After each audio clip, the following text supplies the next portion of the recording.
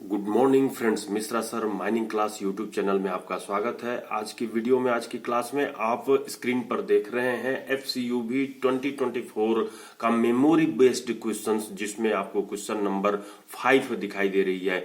तो वेंटिलेशन की इस क्वेश्चन को पढ़ने के पहले आप मिश्रा सर माइनिंग क्लास के यूट्यूब चैनल को लाइक कर दीजिए और नए कैंडिडेट हैं तो सब्सक्राइब कीजिए, बेल आइकन दबाइए और बेल आइकन दबा लेते हैं तो आपकी हर वीडियो की नोटिफिकेशन आपके मोबाइल पर पहुंच जाएगी और उसको देख करके आप अपने DGMS के एग्जाम हो या सब्सिडरी के एग्जाम हो या अन्य एग्जाम गेट एटसेट्रा हो, माइनिंग इंस्पेक्टर हो, तो आप उसकी एग्जामिनेशन की तैयारी को पक्का कर सकते हैं। तो चलिए बिना देरी किए हम लोग क्वेश्चन नंबर 5 पढ़ते हैं, जिसमें मेरे कर्सर के साथ, जो कर्सर दिखाई दे रही है उस कर्सर के साथ नजर को मूव कीजिए, जिसमें क्वेश्चन नंबर 5 क्या कर रही है। In a 400 metre deep mine the average dry bulb temperature in DC and UC shaft are 27 degree centigrade and 37 degree centigrade. If the density of DC shaft is 1.2 kg per square meter, find the natural ventilation pressure in Newton square meter. तो Newton square metre में आपको क्या निकालनी है? Natural ventilation pressure निकालनी है। तो natural ventilation pressure निकालने के लिए जो फॉर्मूला होती है, मैं स्क्रीन पर बोर्ड पर आता हूं और उसको फॉर्मूले को, जो नेचुरल वेंटिलेशन प्रेशर होती है, उसको बताने का प्रयास करता हूं। तो NVP नेचुरल वेंटिलेशन प्रेशर, इसको निकालने के लिए हम लोग मोटिव कॉलम बराबर, अगर इसको लिख दें तो मोटिव कॉलम इनटू हम लोग air density of DC shaft generally लेते हैं, density of DC shaft, DC बस कर दे रहे हैं। अब यहाँ पे DC और UC दिया हुआ है, कहने का मतलब सरफेस के ऊपर जब आप धरती के गर्भ में छिपी हुई कोयले को तक पहुंचने के लिए शाफ्ट ड्राइव करते हैं, तो ये शाफ्ट जिसमें एक नंबर शाफ्ट ये है और दूसरे नंबर शाफ्ट जिसमें कि आप ये एक दूसरी शाफ्ट है, तो इस दूसरी शाफ्ट में अगर या तो पहली शाफ्ट में आप अगर MMV बैठा देते हैं, MMV मतलब पंखा बैठा देते हैं, MMV मेन मैकेनिकल वेंटिलेटर बैठा देते हैं, तो ये जो एग्जॉस्ट फैन और वो भी जो है एग्जॉस्ट रहती है, तो ये जो एग्जॉस्ट है जिसके चलते ये वाली UC शाफ्ट कहलाएगी। UC मतलब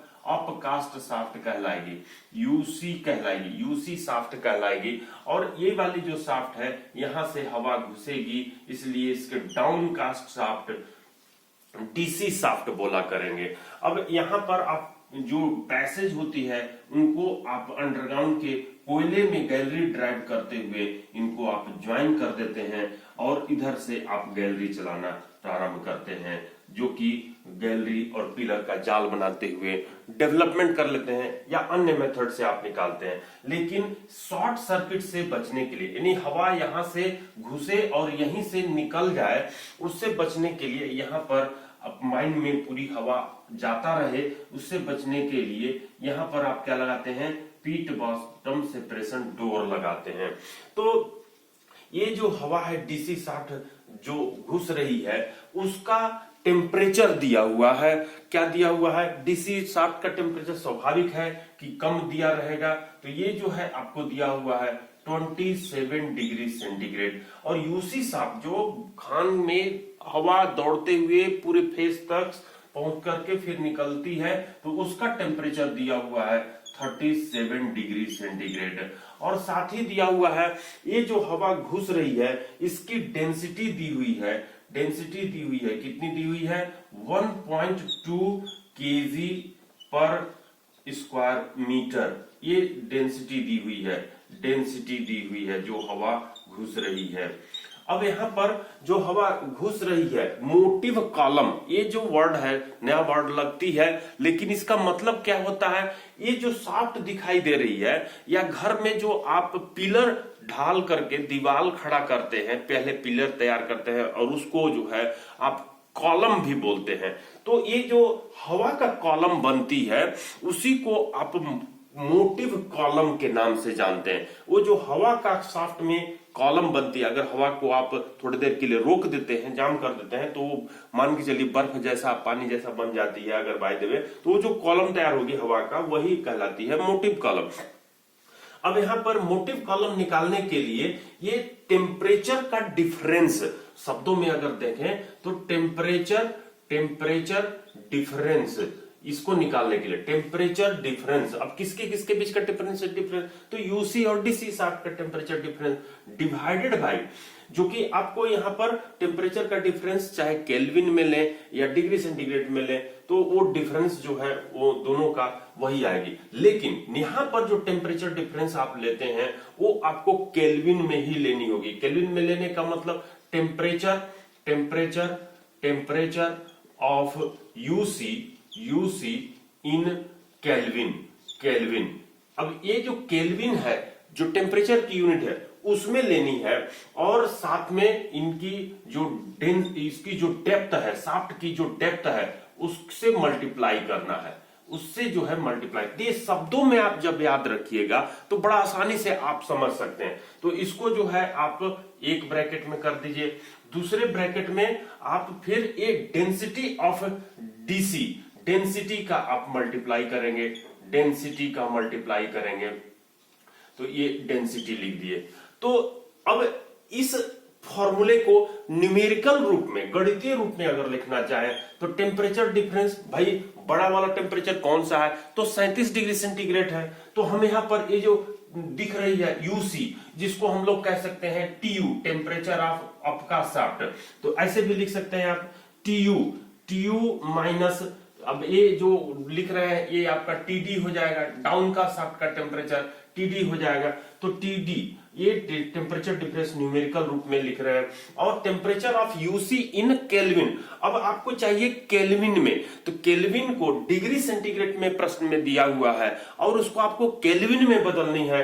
तो उसके लिए फॉर्मूला हम लोग जाते हैं जो डी देशमुख साहब अपने बुक के 2nd पेज में ही बताए हुए हैं। क्या बताए हुए हैं, डिग्री सेंटीग्रेड बराबर 273 प्लस केल्विन बराबर जो हम लोग कहेंगे केल्विन बराबर 273 प्लस सी।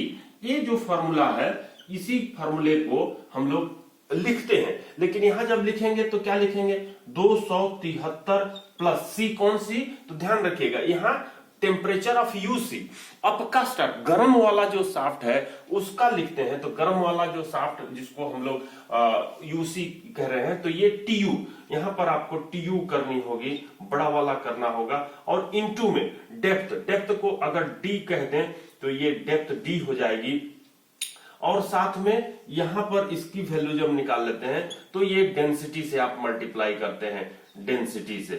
तो ये आपकी डेंसिटी को आप लिख सकते हैं किस रूप में, शॉर्ट फॉर्म में एनवीपी। इसको अगर बॉक्स में डाल दिया जाए तो ये फॉर्मूला हो जाती है किसका, एनवीपी का। तो ये न्यूमेरिकल रूप में आपने देखा, अब इसमें वैल्यू को पुट अप करना है, क्या हो जाएगी, ये जो टीयू माइनस टीडी है, 37 में से 27 जाएगी तो 10 आएगा, बटे में 273 प्लस आप क्या करेंगे, 273 प्लस 37 करेंगे, तो 273 में 27 जोड़ते हैं तो ये 300 हो जाता है, और 10 जोड़ेंगे तो 310 हो जाएगा, तो 310 हो गया। इनटू में डेप्थ ऑफ शाफ्ट, प्रश्न में दिया हुआ है डेप्थ ऑफ शाफ्ट कितनी है, यहां से यहां तक का 400 मीटर दिया हुआ है, तो ये 400 मीटर डेप्थ ऑफ शाफ्ट आप लिख दीजिए, 400 मीटर लिख दीजिए। साथ ही जो है आपको दिया हुआ है क्या चीज, डेंसिटी भी दी हुई है।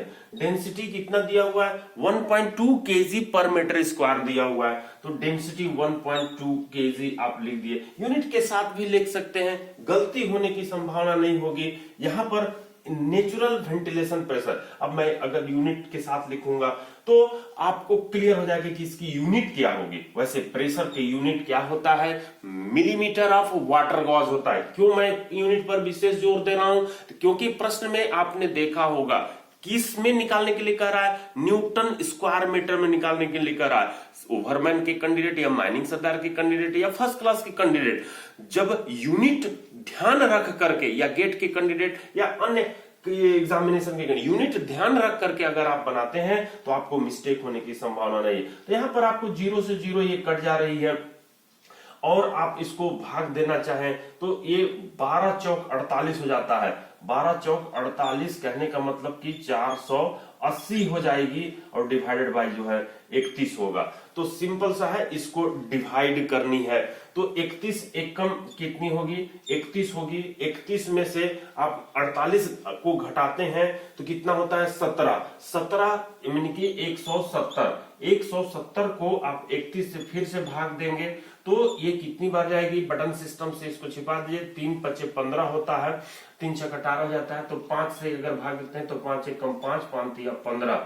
तो ये जो है 155 घटा दिया, 10 में से 5 गया 5 और ये 6 में से 1 गया, 6 में से 5 गया 1, 15 बचेगी, 150 होगा। तो ये जो है आप 30 25 150 0.5 और ले सकते हैं। तो ये 15.5, ये 15.5 ये आ रही है। मैं ये जो डिवाइड किया हूं इसको मिटा देता हूं। तो नीचे दिखाई दे रही है, मैं देख लेता हूं आपको नीचे दिखाई दे रही है कि नहीं। तो ये जो है 15.5 आ गई। क्या चीज आई है फ्रेंड्स? ये फ्रेंड्स ध्यान दीजिए कि ये mm ऑफ वाटर गॉज, अगर यूनिट आप लिखते हैं तो देखिएगा यूनिट लिखने के बाद ये टेम्परेचर डिफरेंस डिग्री सेंटीग्रेड में होगी, डिग्री सेंटीग्रेड में होगी, और टेम्परेचर ऑफ यूसी शाफ्ट ये भी डिग्री सेंटीग्रेड में होगी। डेप्थ जो है ये डिग्री सेंटीग्रेड क्या हो जाएगी? कट जाएगी। डेप्थ क्या होगी? मीटर में होगी। और मीटर इंटू डेंसिटी, डेंसिटी का यूनिट होता है क्या चीज? केजी पर मीटर स्क्वायर, मतलब मीटर इंटू मीटर। तो केजी पर मीटर स्क्वायर, तो डेंसिटी का यूनिट होता है, डेंसिटी पर क्यूबिक मीटर होता है, पर क्यूबिक मीटर ही दिया होगा। डेंसिटी का पर क्यूबिक मीटर ही दिया होगा, डेंसिटी का पर क्यूबिक मीटर। तो यहां पर हम लोग जो है पर क्यूबिक मीटर जब निकालते हैं तो ये मीटर से metre cancel, KG per metre square होगी। इसकी यूनिट क्या होगी? KG per metre square. और केजी पर मीटर स्क्वायर को ही हम लोग क्या कहते हैं? और mm of water gauge, mm of water gauge. लेकिन आपसे प्रश्न किसमें पूछा है? प्रश्न पूछा अब इसमें ऑप्शन में देखिएगा तो 15.5 भी दिया हुआ रहेगा। 15.5 दिया रहेगा, जैसे ही टिक लगाइएगा गलत हो जाएगा, माइनस मार्किंग हो जाएगी। आप इसको केजी पर मीटर स्क्वायर या mm ऑफ वाटर गॉज को न्यूटन पर मीटर स्क्वायर में अगर बदलना चाहते हैं तो मैं इधर मिटा देता हूं। तो इसको अगर आप बदलना चाह रहे हैं तो आपको उसमें g की वैल्यू, स्मॉल g की वैल्यू उसमें मल्टीप्लाई करनी पड़ेगी। स्मॉल g की वैल्यू क्या होती है? 9.81। तो इस तरह से आपको याद रखनी है। क्या याद रखनी है? कि ये 1 mm ऑफ वाटर गॉज बराबर 9.81 न्यूटन पर मीटर स्क्वायर, न्यूटन पर मीटर स्क्वायर। तो ये जो है आपको निकालने के लिए न्यूटन पर स्क्वायर मीटर में दिया हुआ था। तो इसके जगह पर आप क्या करते? ये जो 15.5 है, बिकॉज यहां लिख दीजिए, बिकॉज अब 15.5 है उसमें आप गुणा कर दीजिए 9.81, तब ये बन जाएगी न्यूटन पर मीटर स्क्वायर। अब इसका गुणा करते हैं तो जनरली आप 10 इसकी वैल्यू ले सकते हैं। 10 का इससे आप गुणा करेंगे तो ये जो है 155 के लगभग आएगी। तो आप इसको 155 के लगभग आएगी, 155 के लगभग की न्यूटन पर मीटर स्क्वायर। मैं 10 इसको मान करके डायरेक्ट गुणा कर ले। इसी तरह से आप ऑप्शन में भी टाइम को बचाने के लिए, लेकिन अगर नियर वैल्यू ऑप्शन में दी रहेगी तो आप उसको गुणा करना ही पड़ेगा, मल्टीप्लाई करना ही पड़ेगा, या कैलकुलेटर का इस्तेमाल करना ही पड़ेगा। तो अब आप ऑप्शन में देखिए, ऑप्शन में जो दिखाई दे रही है मेरे कर्सर के साथ नजर को मूव कीजिए तो ऑप्शन ए 105 है, नहीं हो सकता। ऑप्शन बी 302 है, नहीं हो सकता। ऑप्शन सी 152 है। तो देखिए एक आपका लगभग 155 आया था बोर्ड पर जो बनाए थे, तो ये 152 आप टिक लगा सकते हैं, लेकिन नियर अबाउट और आंसर देखिए डी में भी नहीं है, ई में नहीं है, तो इस तरह से आप सी आंसर को टिक लगाएंगे friend.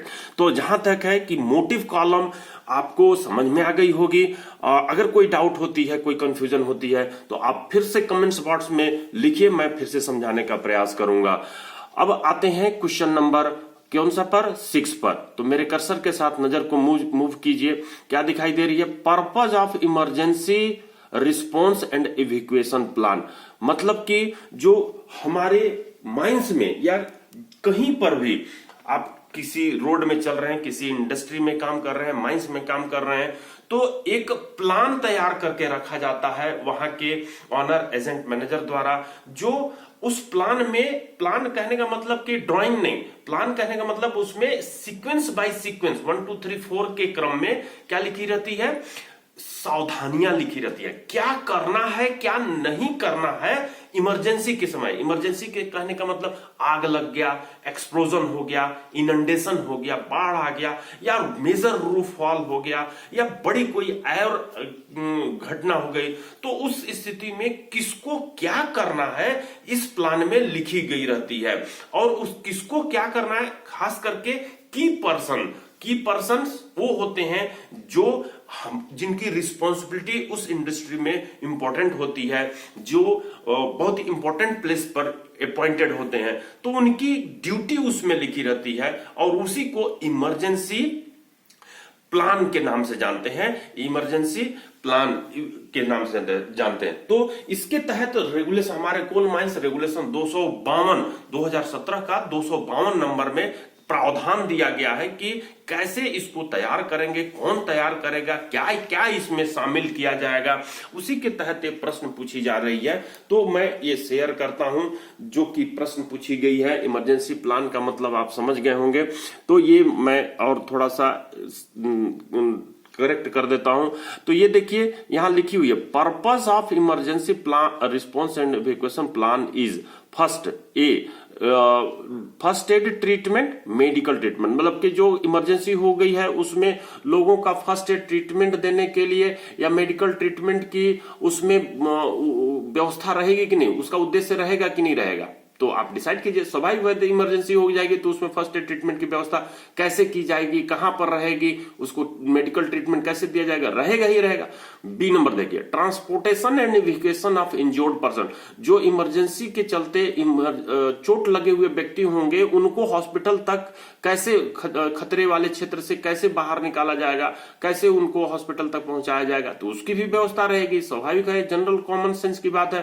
Procedure to response to emergency that arise at the mind में जो अराइज हुई इमरजेंसी है उसको कैसे सब लोग रिस्पोंड करेंगे, उसकी विधि लिखी रहेगी। उस पर्पज में ये उसका उद्देश्य इसमें शामिल रहेगा कि कैसे लोग रिस्पोंड करेंगे, तो ये भी शामिल होगी। Make arrangement for the rescue of persons incapacitated और trapped in coal mine. Coal mine में जो फंसे हुए, ट्रैप्ड मतलब फंसे हुए, या इनकैपेसिटेड पर्सन्स के रेस्क्यू बचाव कार्य का उसमें अरेंजमेंट लिखा हुआ रहेगा। तो all of the above, simple सा बात है कि all of the above, E number को टिक लगाएंगे आप। आंसर यहां छिपी हुई है तो ई नंबर ही होगी। वैसे मैं रेफरेंस के तौर पर यहां लिख दिया हूं सीएमआर 252 का 1 नंबर जो सब रेगुलेशन है emergency response and evacuation plan में, इसकी चर्चा इसमें की गई है। यहां पर ब्लू कलर से लिंक दिखाई दे रही है,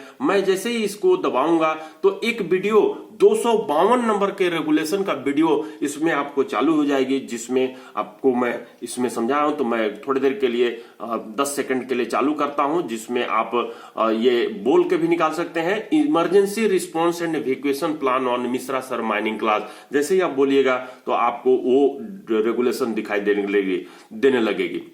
क्या बोलना होगा, सर्च इंजन में जाके यूट्यूब का emergency response and evacuation plan, तो ये पूरी रेगुलेशन की इसमें पॉइंट मिल जाएगी। हम केवल अभी 1 नंबर का रेगुलेशन देखेंगे। तो ये स्टार्ट हो रही है, मैं इसको बड़ा कर देता हूँ। Mishra sir mining class YouTube channel में आपका स्वागत है। आज की क्लास में आपके खदान में जब आग लग जाती है, फायर हो जाता है और ऐसी इसी तरह से जो इमरजेंसी हो जाती है, उस केस में लोगों को क्या करना चाहिए, इस संबंध में जो रेगुलेशन 252/2017 CMR का जो इसमें कहता है emergency response and evacuation plan, इससे संबंधित मैं क्वेश्चंस आपके सामने कलेक्ट करके लाया हूं जो विगत एग्जामों में पूछी गई है। इसका मतलब पहले समझ लीजिए, emergency response and evacuation plan का मतलब, ये प्लान मतलब जो आप उसमें ऊपर से देखने पर जो दिखाई देती है उसकी चर्चा नहीं है। प्लान यहाँ पर स्कीम से बताने की प्रयास किया गया है कि उसमें उनकी रिस्पॉन्सिबिलिटी क्या लिखी रहती है, उस इमरजेंसी के समय में उनको क्या करना चाहिए, क्या नहीं करना चाहिए, ये लिखी गई रहती है। तो इवैक्यूएशन मतलब होता है खाली करना, खदान को जहां पर खतरा उत्पन्न हुई है, डेंजर उत्पन्न हुआ, इमरजेंसी उत्पन्न हुई है, उस जगह को खाली करने के संबंध में हर पर्सन का, हर अधिकारी कर्मचारी का ड्यूटी रिस्पॉन्सिबिलिटी उसमें मैनेजर द्वारा तैयार की करके रखी गई रहती है। तो ये इवैक्यूएशन प्लान का मतलब हुआ।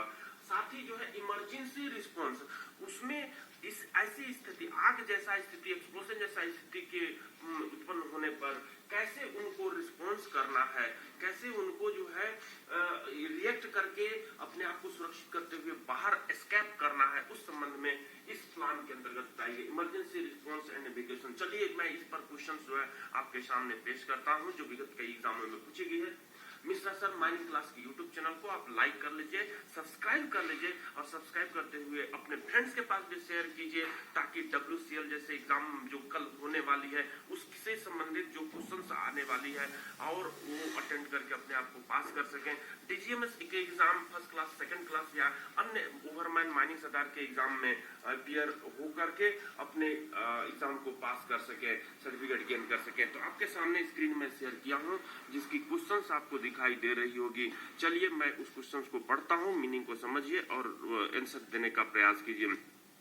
तो आपके सामने क्वेश्चन नंबर 1 दिखाई दे रही होगी। मेरे कर्सर के साथ नजर को मूव कीजिए। जैसा यहाँ पर लिखा हुआ है, emergency response and evacuation plan CMR 252 के संबंध में ये प्रश्न है आपके सामने। क्वेश्चन नंबर 1 क्या कहता है, द ऑनर, O मतलब ऑनर, A मतलब एजेंट, M मतलब की manager, the owner agent manager of every mine shall have a comprehensive programme, मतलब एक ऐसा कॉम्प्रिहेंसिव प्रोग्राम यानी स्कीम तैयार करेगा इन प्लेस टू। तो यहाँ पर आप देख रहे हैं कि ये जो वीडियो दिखाई दे रही है, ये वीडियो मैं 1 साल या 1.5 साल पहले की मैं वीडियो डाला हूं जिसमें सेम प्रश्न पूछी गई है 2024 में। तो the owner agent manager of every mine shall have a comprehensive programme in place to respond to any injury, illness और emergency that may occur in mine which shall not include. इसमें क्या शामिल नहीं होगा, तो इमीडिएट फर्स्ट एड ट्रीटमेंट ये शामिल होगा, मेडिकल ट्रीटमेंट ये शामिल होगा, transport and evacuation of injured ये भी शामिल होगा, make arrangement for rescue of trapped incapacitated person, जो फंसे हुए ट्रैप्ड पर्सन के इनके रेस्क्यू के अरेंजमेंट